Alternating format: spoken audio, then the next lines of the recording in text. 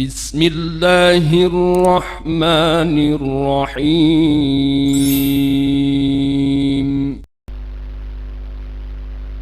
Assalamualaikum warahmatullahi wabarakatuh. Al-Fatihah. A'udzubillahi minasyaitonir rajim. Bismillahirrahmanirrahim. Alhamdulillahirabbil alamin. Arrahmanir rahim. Maliki yaumiddin. Iyyaka na'budu wa iyyaka nasta'in. Ihdinas siratal mustaqim. Siratal ladzina an'amta 'alaihim ghairil maghdubi 'alaihim waladdallin. Amin. Bismillahirrahmanirrahim. Wala haula wala quwwata illa billahil aliyyil azim. Subhanaka la ilma lana illa ma 'allamtana innaka antal alimul hakim. Alhamdulillahi rabbil alamin. Allahumma salli wa sallim wa barik ala sayyidina wa habibina wa qudwatina Muhammadin wa ala alihi wa ashabihi ajma'in wa man tabi'ahum bi ihsanin ila yaumiddin. Amma ba'd. Ma'asyiral muslimin wal muslimat rahimani wa rahimakumullah. Alhamdulillah, puji dan syukur marilah kembali kita munajatkan ke hadirat Allah Azza wa Jalla. Pada subuh ini hidayah dan taufiknya memampukan kita menempatkan dan memposisikan diri kita di belakang imam untuk sholat berjamaah subuh. Mudah-mudahan hidayah dan taufik ini akan terus lekat pada diri kita sehingga hingga akhir hayat kita tidak akan pernah lepas dari berjamaah di sholat masjid, berjamaah di masjid. Amin Allahumma amin. Dan juga mudah-mudahan apa yang kita himpun pada subuh ini membuka pintu berkah semakin luas dari Allah Subhanahu wa ta'ala atas kita dan keluarga kita di rumah. Amin Allahumma amin.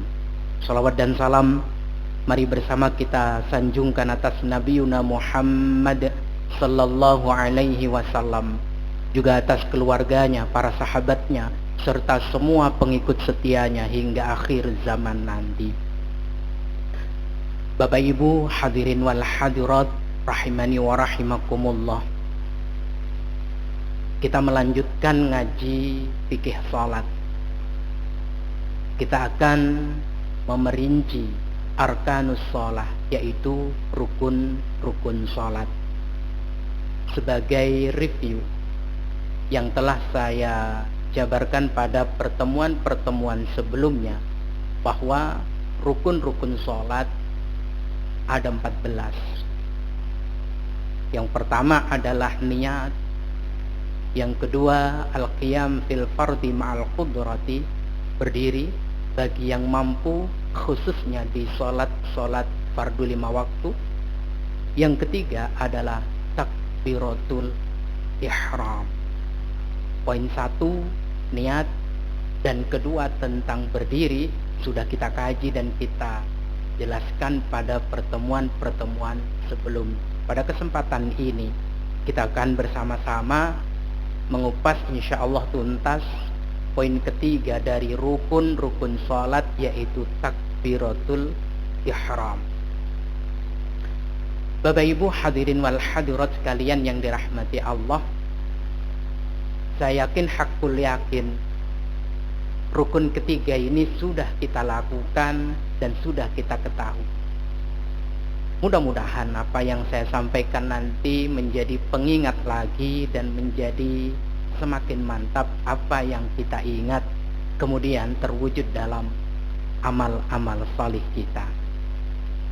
Takbir disebutkan menjadi standar pembuka saat sholat. Karena itu para ulama mendefinisikan sholat. Apa sholat itu? Sholat itu adalah maftataha bit takbir wa ikhtatama bit taslim.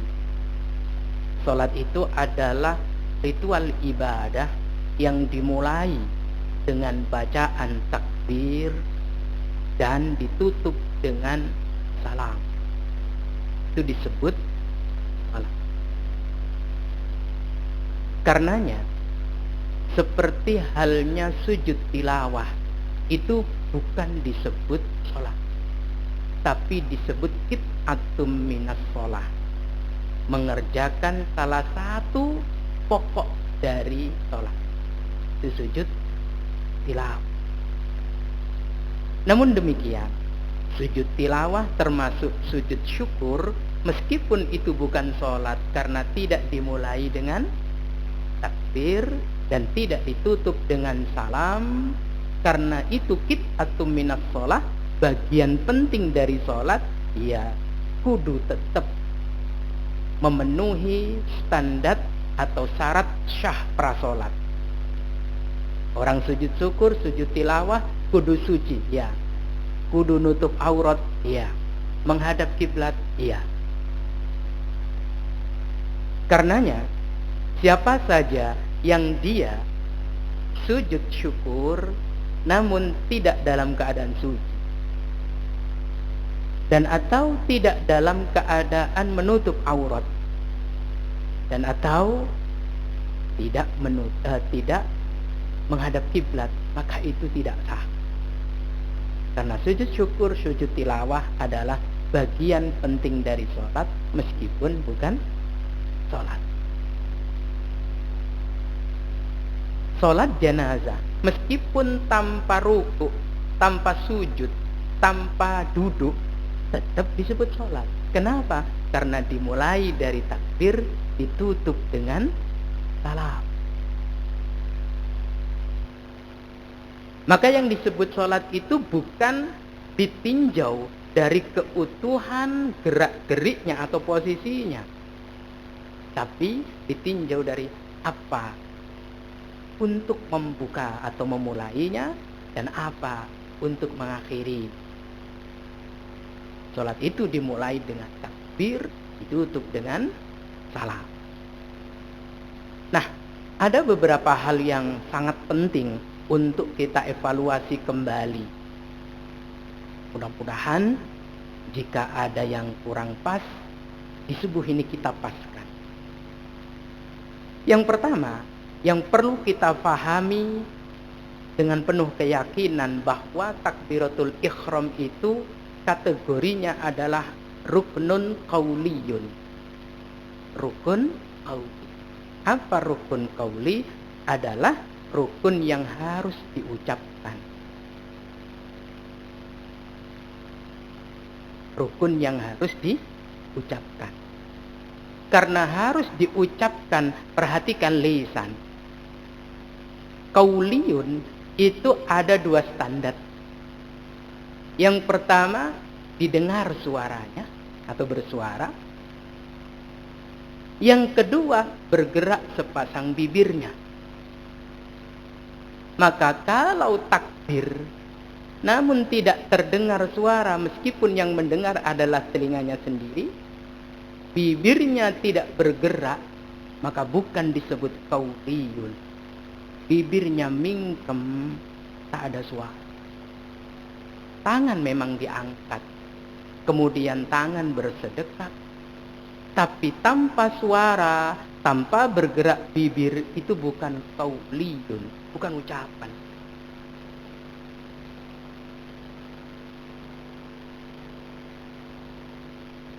Tidak bergerak bibirnya dan tak ada suara.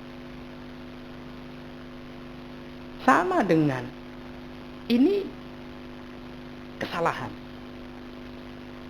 Takbir tanpa suara dan tanpa menggerakkan bibir itu menyelisihi standar qauliyun. Maka ucapkan, meskipun orang kanan kiri tidak mendengar, hanya kita yang mendengar. Maka ucapkan, setidaknya bibir bergerak. Tak ada suara, tapi bibirnya bergerak. Contoh, benar dan kira-kira dinyatakan sah atau tidak. ucapan ijab qabul. Pengantinnya bilang, saya mingkem saja ya. Kunikahkan engkau dengan anakku bernama ini, dengan mas kawinnya dibayar. Apa yang mau disahkan kalau tidak terdengar suara atau tidak ada gerak bibir? Ijab qabul itu qauliyun dalam pernikahan. Termasuk belum dinyatakan sah bersyahadat jika ada seseorang yang sebelumnya dia itu di luar Islam, lalu kemudian mau menyatakan keislamannya dengan mengucapkan 2 kalimat syahadat, tapi dia mingkem, dia tidak bersuara. Loh, ayo baca syahadat. Sudah ku baca dalam hati. Kalau dalam hati itu bukan membaca. Tugasnya hati itu dalam sholat niat.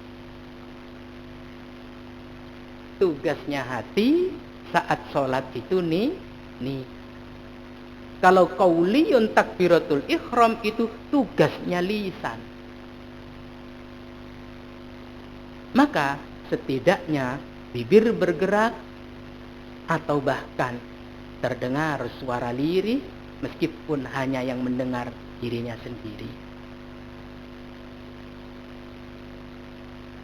Sekali lagi saya ulang, adalah kesalahan kalau takbiratul ihram kita tidak ada suara dan tidak ada gerak bibirnya. Karena itu menyalahi standar qauliyun. Sebagaimana yang saya jelaskan pada pertemuan yang lalu, bahwa rukun-rukun sholat itu ada dibagi menjadi 2. Ada yang qauliyun, ada yang fi'liyun. Fi'liyun itu adalah berupa gerak. Contoh berdiri, itu adalah gerak ruku, i'tidal. Lalu kemudian sujud, duduk, itu namanya fi'liyun. Nah, qauliyun itu kerjaan lisan. Kemudian di dalam sholat banyak kita ulang-ulang bacaan takbir. Meskipun bacaan sama, meskipun kalimat yang tersusun sama, hanya tersusun dari 2 kata, Allah dan Akbar. Di dalam sholat takbir itu ada 2 macam. Yang pertama adalah takbiratul ihram. Yang kedua adalah takbiratul intiqal. Takbiratul ihram cuma 1. Kapan memulai sholat. Selain itu takbirnya disebut dengan takbir intiqal. Contoh, setelah rampung membaca suratul Fatihah, rampung membaca ayat atau surat, kita menuju ruku, Allahu Akbar. Setelah i'tidal menuju sujud, itu namanya takbir intiqal. Takbir intiqal adalah takbir untuk mengisi gerakan saat kita bergerak dari satu posisi dengan posisi yang lain. Bergerak dari satu posisi menuju posisi yang lain. Dari i'tidal menuju sujud, dari sujud duduk, dari duduk sujud kembali, dari sujud kemudian berdiri. Allahu Akbar. Semuanya adalah disebut takbir intiqal. Nah, hukumnya pun berbeda. Takbiratul ihram itu harus diucapkan. Makanya kategorinya adalah rukun yang tidak bisa tidak. Agar supaya sah sholat kita kudu diucapkan. Lain halnya dengan takbir intiqal.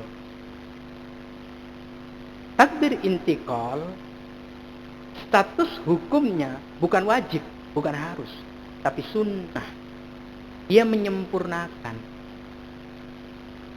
Maka kalau ditanya, berarti orang yang beralih dari satu posisi ke posisi yang lain dia tidak ucap, bibirnya tidak bergerak, tidak ada suara Allahu Akbar, sah sholatnya? Sah, tapi rugi. Kenapa? Gerak dari satu posisi sholat ke posisi yang lain kosong, tanpa ada penyebutan asma Allah Subhanahu wa taala, tanpa ada pengagungan atau pembesaran terhadap Allah Subhanahu wa taala.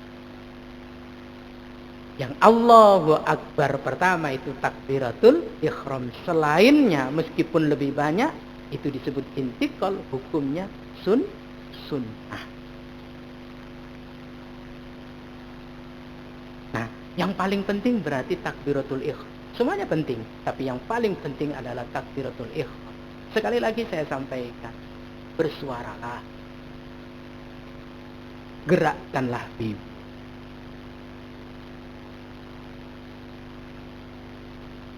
Ada yang bertanya, kenapa rukun qauli kudu diucapkan? Seperti takbiratul ihram, membaca suratul Fatihah, dan juga tahiyyat, termasuk salam, tahiyyat akhir ya, dan salam. Karena 4 itulah kita bersama-sama diperintah untuk mengucapkan dalam sholat. Kan ada ayat, wadhkur rabbaka fi nafsik. Sebutlah nama Tuhanmu di dalam hatimu. Itu adalah wadhkur, berzikir itu adalah zikir kharijas shalah. Amma fis shalah itu zikir di luar sholat. Adapun zikir di dalam sholat, Allahu Akbar kudu terwujud dalam lisan. Karena ini namanya qauliyun. Selanjutnya, bersamaan dengan takbiratul ihram itu ada aktivitas sunnah lain yang kudu dibarengi dan menyertai. Meskipun aktivitas ini tidak harus dan tidak menjadi rukun, akan tetapi bagi kita masyhurnya itu bersamaan. Apa itu? Yaitu raf'ul yadaini, mengangkat kedua tangan. Lisan berucap Allahu Akbar, tangan diangkat.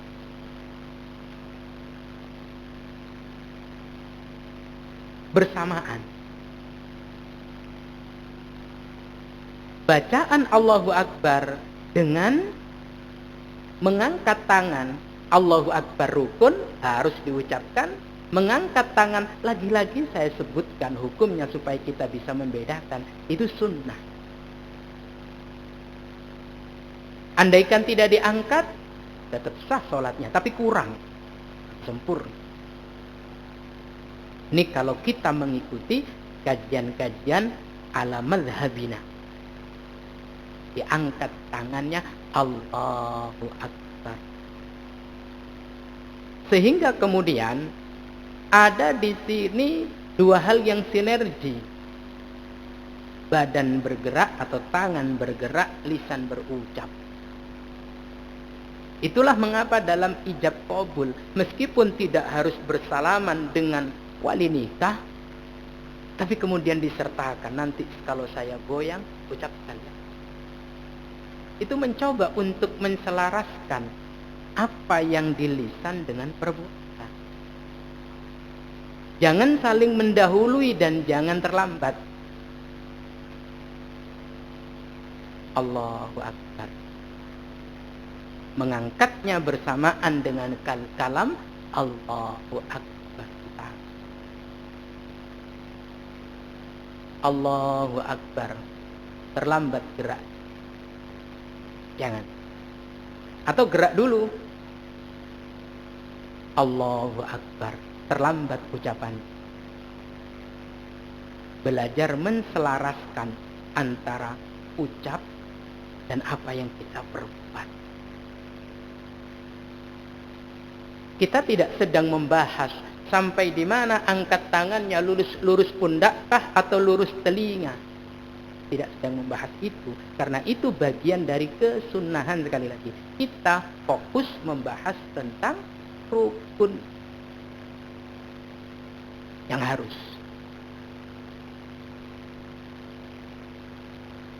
Bapak Ibu sekalian yang dirahmati Allah, selanjutnya bagaimana cara kita membaca takbir? Saya hakul yakin jika dites di ruangan ini benar semua. Husnudzon saya akan benar semua. Cara membaca takbir, apakah takbir intiqal ataukah takbiratul ihram? Cara membacanya cuman perlu satu yang diperhatikan. Dalam membaca takbir tidak boleh dibaca panjang kecuali lafaz jalalah. Apa lafaz jalalah? Allah. Yang boleh dipanjangkan dan standar panjangnya itu para ulama tidak membatasi. Maaf, kalau kita rujuk tajwid, bacaan panjang itu disebut mat. Bacaan mat itu, panjang itu distandarkan. Ada yang standarnya itu 3 gerak atau 2 gerak. Ada yang menstandarkan maksimal 5. Yang dimaksud gerak adalah standarnya itu gerak jari tangan.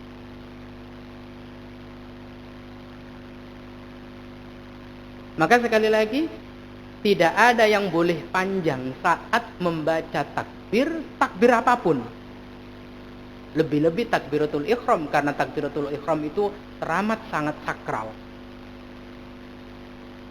Contoh takbir dalam sholat, dalam azan. Yang boleh baca pendek apanya? Yang boleh baca panjang apanya? Lafzul jalalahnya. Allahu Akbar. Barnya pendek, A-nya juga pendek, Ak-nya juga pendek. Yang boleh panjang kata Allah.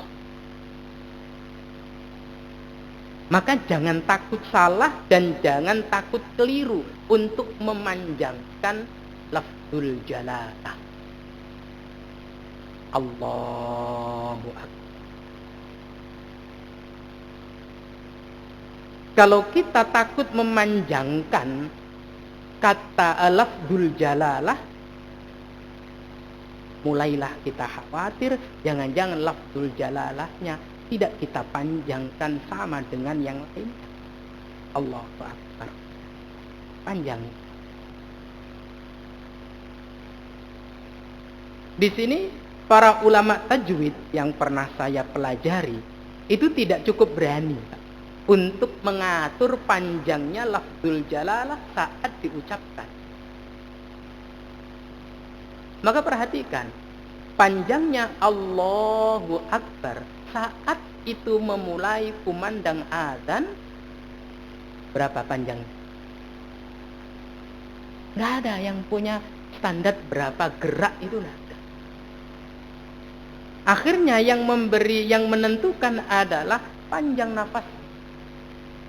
Selagi dia mampu dan kuat nafasnya, panjangkan. Allah, salah.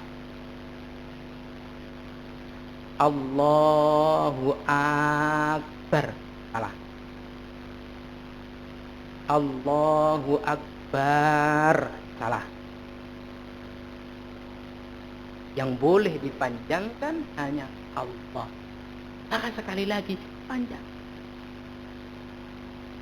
Satu pun tidak menemukan kita teks para ulama, teks dari para sahabat, dan juga keterangan hadis apalagi yang melarang memanjangkan lafaz jalalah. Dilarang memanjangkan lafaz jalalah saat takbiratul ihram kah, saat takbir intiqal kah, saat azan kah. Maaf kah? Kalau seumpama lafzul jalalah itu dilarang dipanjangkan secara umum, apa yang kita dengar azan kalau Allahnya itu pendek? Tidak terdengar manis. Allahu Akbar, tidak terdengar. Justru kita mendengarnya itu nikmat dan kemudian menggetarkan hati yang tergetar mendorong kita untuk hadir dari ke sumber adzan itu saat kita dengar kalimat Allah.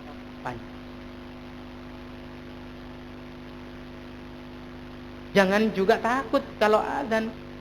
Di Indonesia katanya panjang. Kalau di Arab bagaimana? Panjang juga. Karena saya ulangi lagi, tidak satupun ulama, tidak satupun teks syariat ini yang melarang memanjangkan lafzul jalalah. Karena yang paling sakral saya katakan tadi adalah takbiratul ihram. Ayo, dalam takbiratul ihram panjang. Juga tentu yang saya maksud panjangkan itu tidak kebablasan.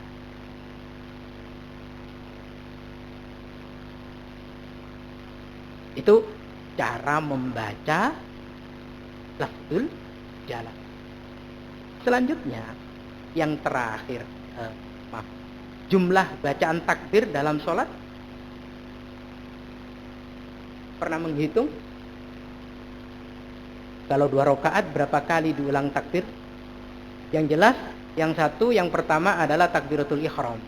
Lainnya takbiratul intiqal. Tapi total bacaan takbir dalam sholat ada berapa, Pak? Ada yang pernah menghitung? 2 rakaat berapa kali? Ada yang pernah menghitung? Mudah-mudahan saya tidak salah. Kalau salah dikoreksi.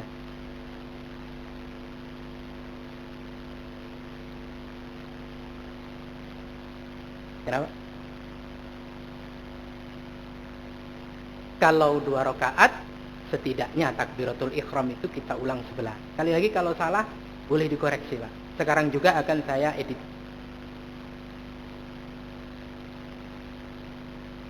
Karena kalau ngitung begini, biasanya salah.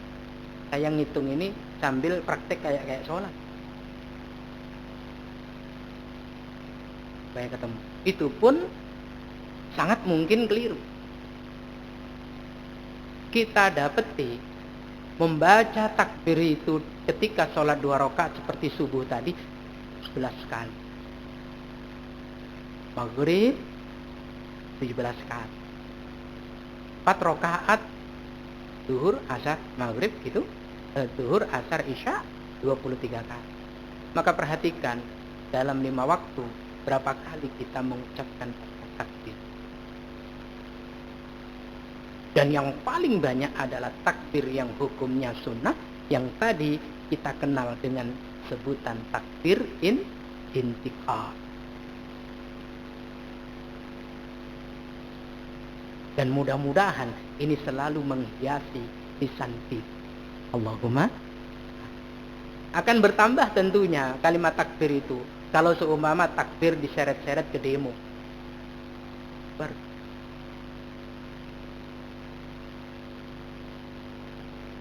Sah dan ada contohnya kalau takbir itu dikumandangkan saat jihad, benar-benar musuhnya itu orang yang memang memusuhi.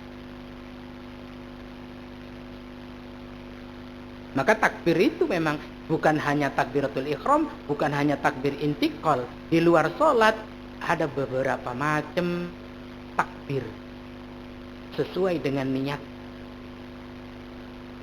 Meskipun, sekali lagi, meskipun hukumnya berbeda.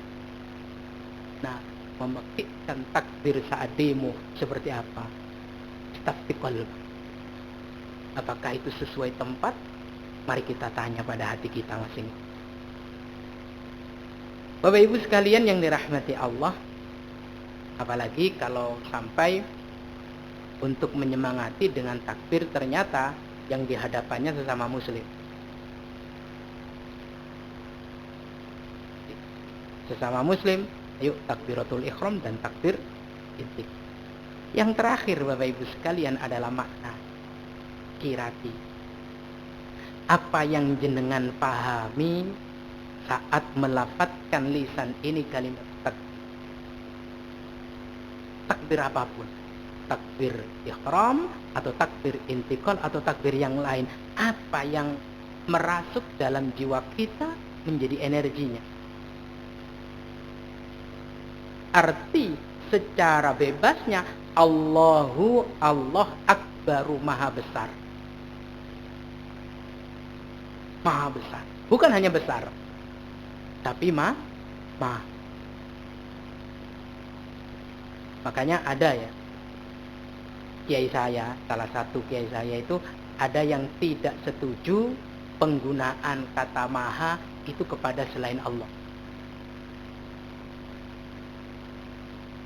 Termasuk jika digunakan maha guru,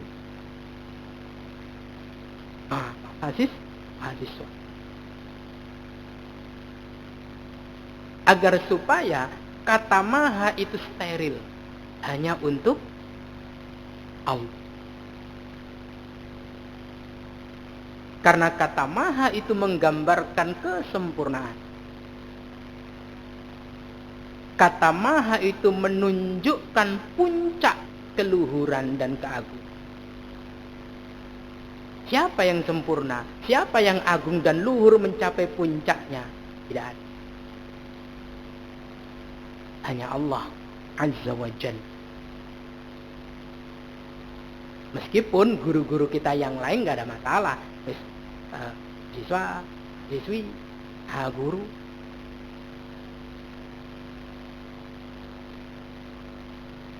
Bapak Ibu sekalian yang dirahmati Allah.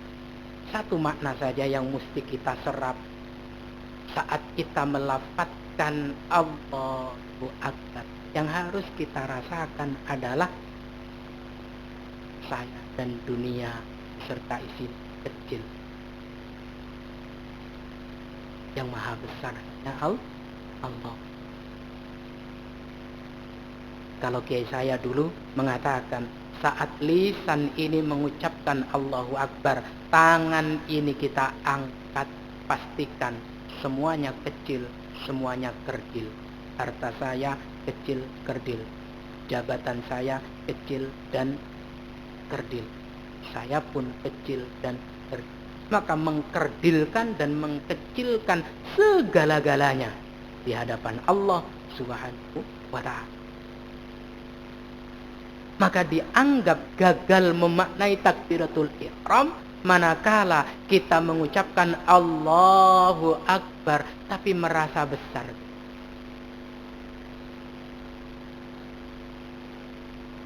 Karena kekayaanku, aku besar. Karena jabatanku, aku besar. Karena pengaruhku, aku besar.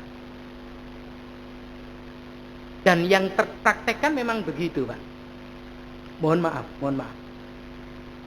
Saat kita sholat berjamaah, saya kasih contoh sholat berjamaah. Ada seorang katakan wali kota, datangnya tidak lebih dulu. Lalu kemudian dia mendapatkan soft nomor 2. Maka yang di depan wali kota ini, kakinya kurang dari sejengkal jaraknya dengan kepalanya wali kota. Jangankan wali kota, gubernur pun, presiden pun. Menunjukkan apa?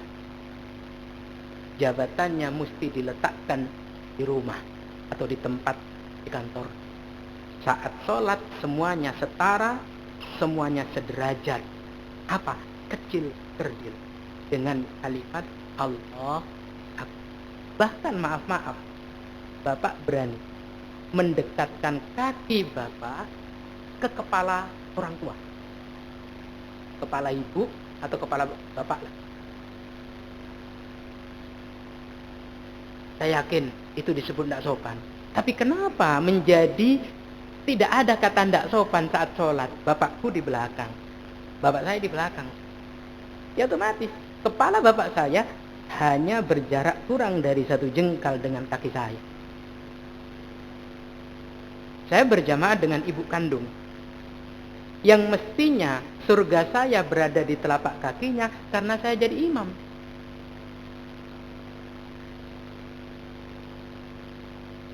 Akhirnya justru seolah-olah kepala ibu itu memang dekat.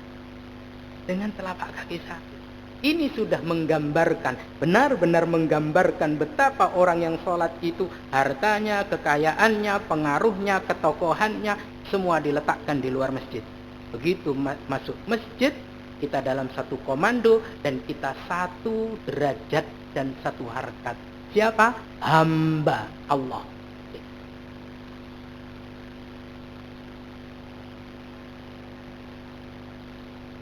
Maka tatkala kita membesarkan Allah, di sisi yang lain kita masih merasa besar, gagal takdirnya.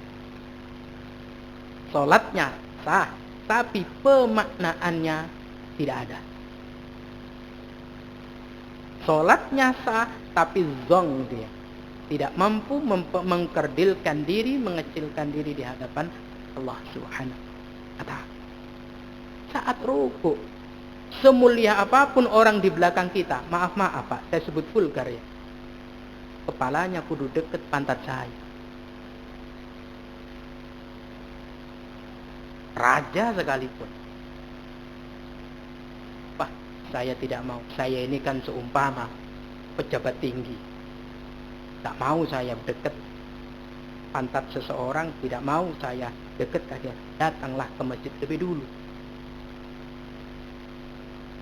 Maka kalau kita melihat kalam-kalam para ulama mengkhususkan tempat sholat untuk orang yang punya jabatan kah, punya pengaruh kah, makruh hukum.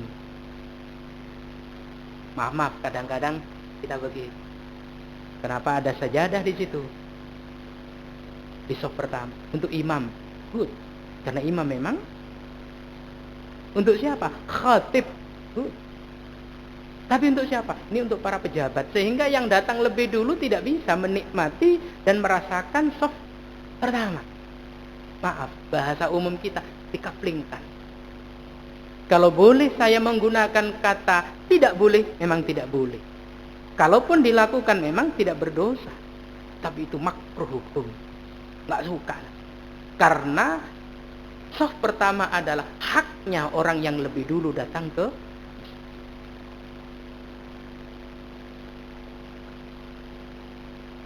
Kalau pengen datang lebih dulu, kalau memang pengen saf depan, ya datang lebih dulu.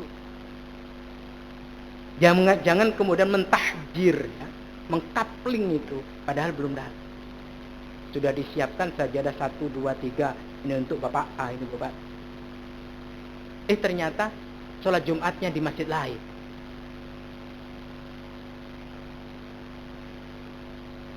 Yang pasti punya hak untuk di saf depan, di belakang imam yang paling utama, dialah yang datang lebih dulu.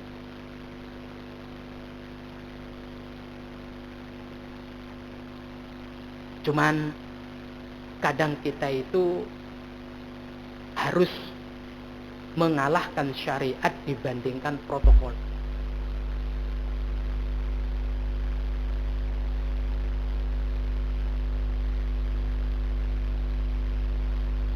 Allah Subhanahu wa ta'ala ini bal tu'thirunal hayatad dunya. Ini yang kudu kita benar-benar matikan.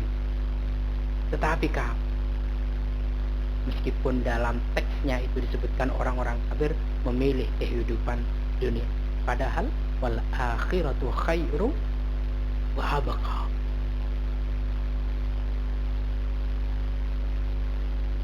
Silahkan merasa punya posisi saat menduduki kursi di kantornya. Karena memang itu amanah. Dan itu wajib hukumnya. Tapi kalau di masjid, letakkan jabatan, letakkan semua kekayaan, letakkan pengaruh, ketokohannya, bahkan status orang tua. Sekali lagi, status orang tua. Termasuk status ibu, kan? Kalau sholat berjamaah, letakkan status kita sama, hamba Allah. Semuanya adalah al-musallin, orang-orang yang sholat.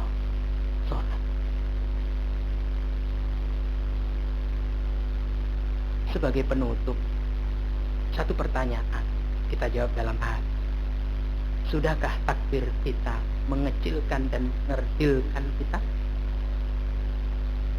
Semoga Allah mampukan kita semua, setidaknya dalam sholat.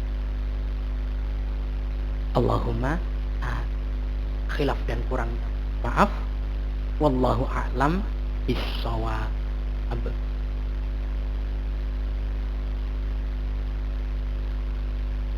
Ada diskusi, Pak Wawan?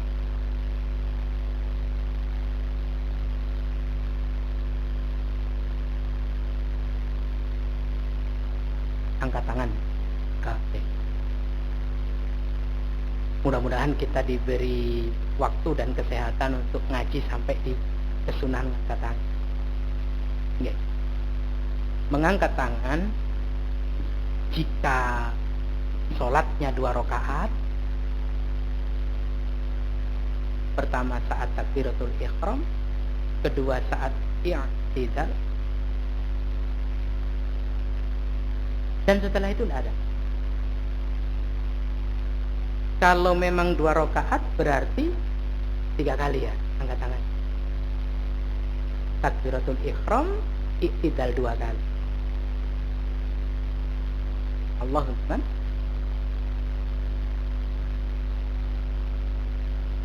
Tapi kalau kita sholatnya 3 atau 4 rakaat, yang disunahkan mengangkat tangan selain itu adalah saat berdiri dari tahiyatul awal. Angkat tangan pertama, Allahu Akbar. Kemudian setelah itu angkat tangan menuju sujud, menuju ruku. Lalu kemudian tidak. Yang kadang-kadang banyak menempatkan pada hal yang tidak mestinya ditempatkan adalah berdiri dari rakaat ketiga. Berdiri dari rakaat ketiga, termasuk berdiri dari rakaat pertama, itu tidak ada angkat tangan. Tidak ada sunnah untuk mengangkat dari rakaat pertama. Berdiri itu tanpa mengangkat tangan, langsung bersedekap posisi. Pun demikian dari rakaat ketiga untuk berdiri ke rakaat keempat itu juga tidak ada angkat. Tidak ada disunahkan di situ. Tempatnya sudah ada masing-masing.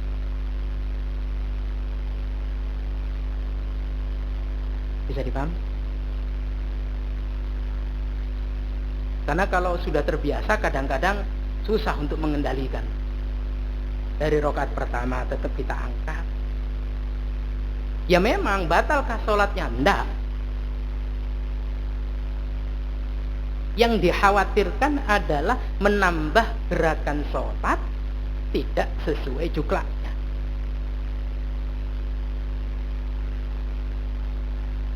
Karena sholat itu pakem, Pak. Ada pakemnya. Bacaannya pakem, posisinya pakem, gerakannya juga pakem. Sudah ada standar. Nah, kalau mengangkat tangan saat rampung rakaat pertama hendak rakaat kedua, kemudian mengangkat tangan rampung rakaat ketiga naik ke rakaat keempat, hindari, karena dikhawatirkan sekali lagi menambah gerakan sholat. Wallahu a'lam.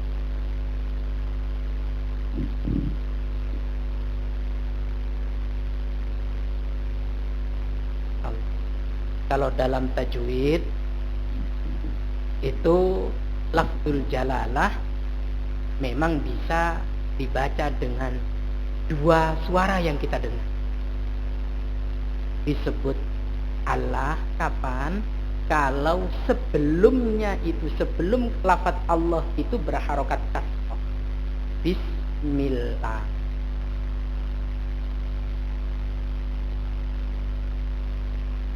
Bismillah. Alhamdulillah. Maka tidak asyik untuk kita dengar Bismillahirrahmanirrahim. Tak enak didengar. Alhamdulillah Rabbil alamin. Tapi kalau lafzul jalalah, kata Allah itu sebelumnya berharokat fathah, berharokat kasroh, dhammah, atau di awal kata, maka bacaannya tafkhim, dibaca tebal. Allahu Akbar. Kalau kasroh sebelumnya, lillahi ma fis samawati lillah, bismillah. Tapi kalau di awal kalimat, Allahu la ilaha illa huwal hayyul qayyum, jangan dibaca Allahu la ilaha illa huwal hayyul qayyum.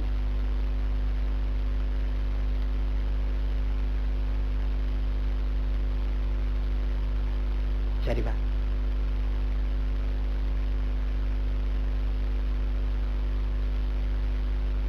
kenapa?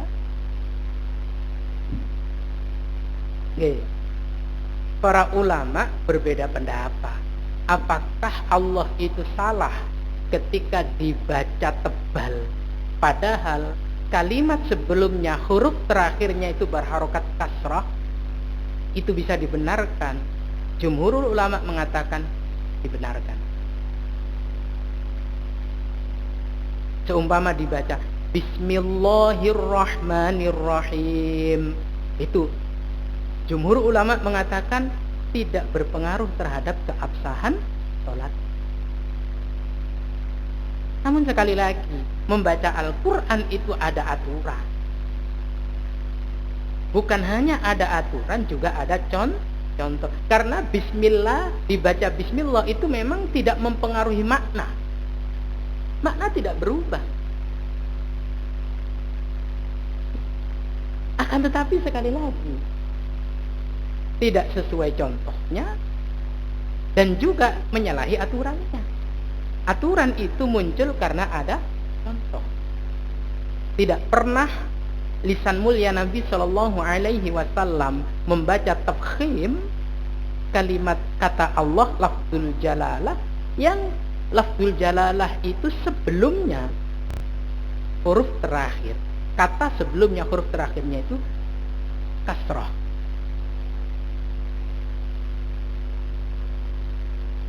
Jadi masih sah sholatnya. Jumhur ulama mengatakan sah, tapi jangan berhenti terus menerus seperti itu.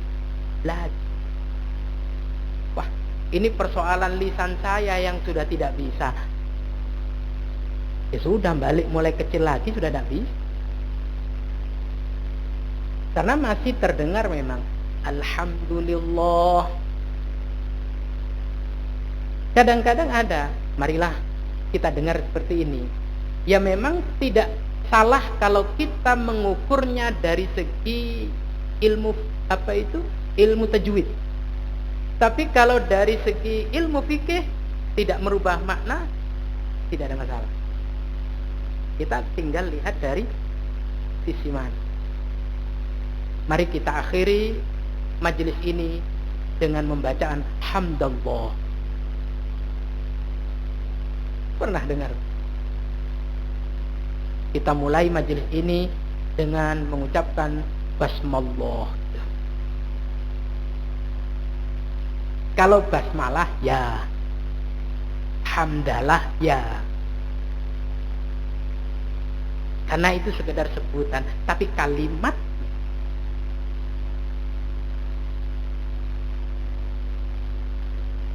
bisa dipahami, ya? Maka tetap kita perbaiki,